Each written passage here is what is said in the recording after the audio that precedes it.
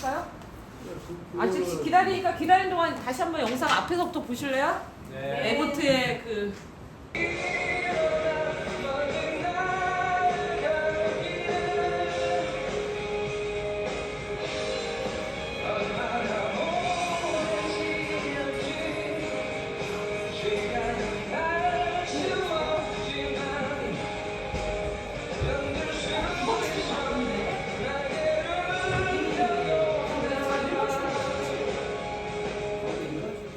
그때 처음 사장이 존밀러였는데 너무 좋았던 거예요.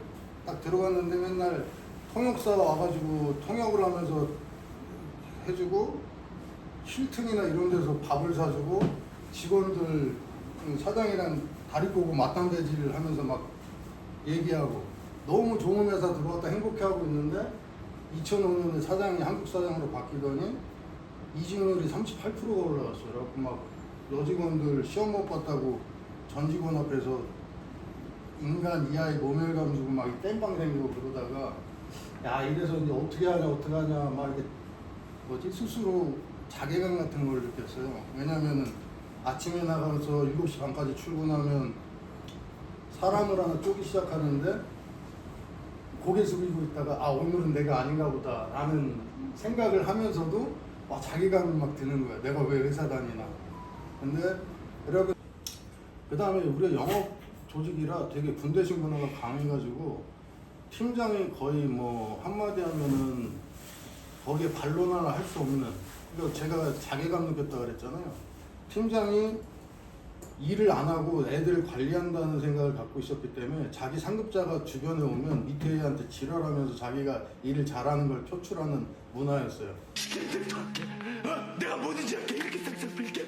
그러니까 100%를 하든 일을 잘해도 전무가 옆에 와 있으면 팀장이 얘를 쥐잡듯 잡는 거예요 막. 그러니까 여직원이 여기 머리에 땜빵 생기고 들어오면 2주도 못 버티고 나가고.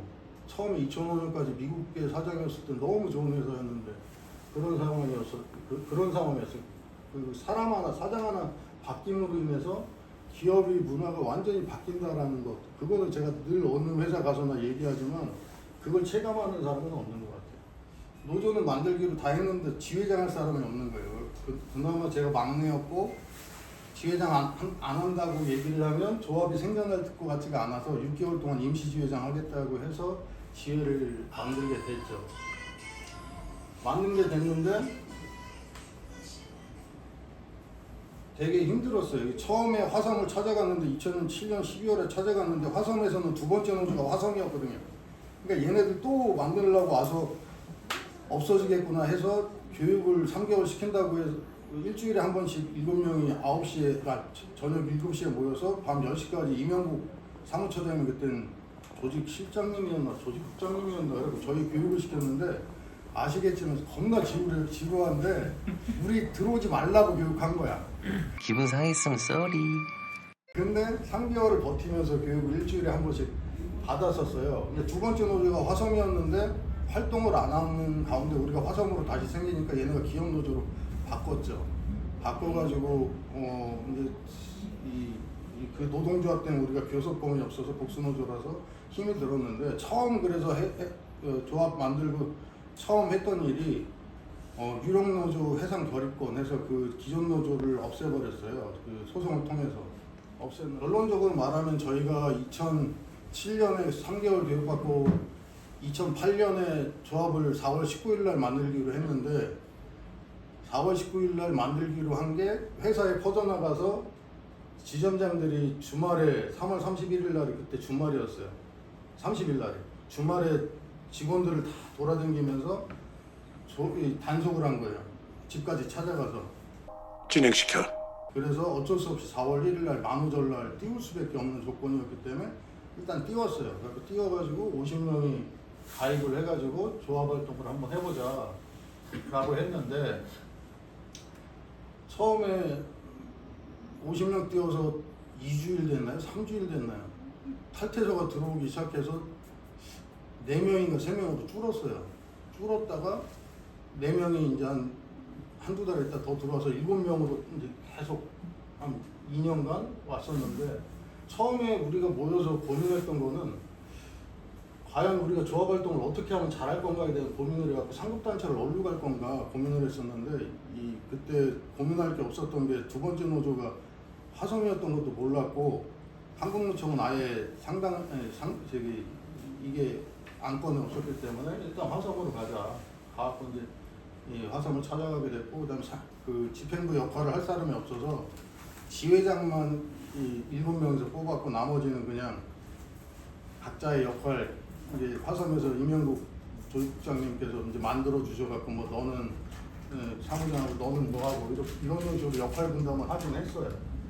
그다음에 이 다치 협상을 하러 처음 들어갔는데 사장이 너희는 이제 이 동아리 활동하려고 한 거니까 그냥 재밌게 놀다가 재밌게 끝내라 해가지고 지랄하고 자빠졌네.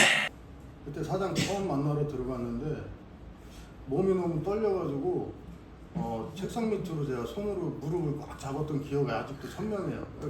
이 몸이 떠는 게 너무 싫어가지고 이렇게 무릎을 잡고 있는데 그 얘기 듣고서 막 이렇게 복받쳐 올라가지고 우리는 헌법에 보장된 활동을 하는 겁니다. 아주 소리 지르는 기억이 있는데 그리고 이제 끌려 나왔는데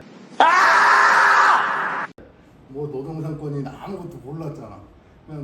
그냥 거기서 교육 3개월 들으면서 이명국 국장한테 들었던 얘기만 이제 소리 질렀던 기억이 나는데 그런 형식으로 정말 힘들게 시작했어요. 미국계에서 자체가 사건 문화가 있어가지고 자기랑 인사권 경영권은 고유의 돈 있는 사람의 권한이라고 지금도 그렇게 생각하고 있어요.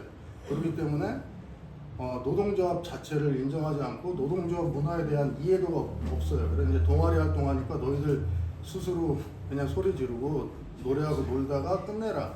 이런 형식의 인식을 갖고 있었기 때문에 이 단협 자체가 조직화 사업을 하는데 처음 들어와서 50명으로 시작을 해서 이거 좀 해볼만 하다 생각을 했는데 2주 만에 4명 돼버리니까 이걸 어떻게 해야 되나. 뭐 그때는 지금 같은 생각도 없었고 지금 처음 신규 조직 만드는 분보다도 제가 못했을 거예요. 왜냐하면 그땐 화성이 제대로 역할을 못하는 기반이었기 때문에. 그럼에도 불구하고 뭐 포기하기에는 너무 아쉬운 부분이 있었고 4명 남은 사람도 일을 못 시켰어요. 왜냐하면 뭐 하라고 하면 탈퇴서 가져올까 봐.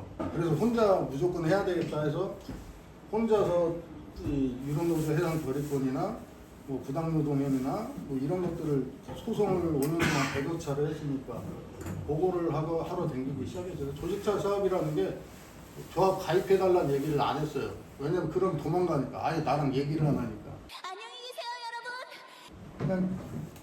여러분. 제가 아직도 기억나는 게 조합은 다 탈퇴하고 우리가 팀빌딩을 정선으로 갔는데 전임 직원, 정선의 하위원을 갔는데 저녁에 고깃집을 가서 전 직원이 모여서 술을 먹는데 이런 8명 테이블이었는데 나 혼자 앉아있는 거야.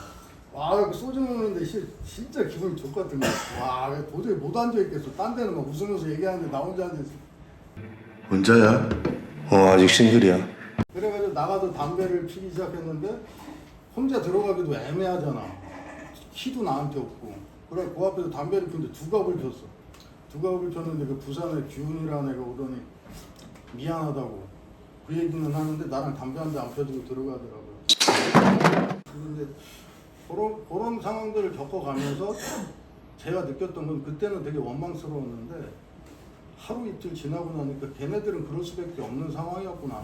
나는 그 상황을 바꾸겠다고 리더로서 들어왔는데 거기에 대해서 믿고 막 하면은 조직화 활동 자체가 안 되겠구나.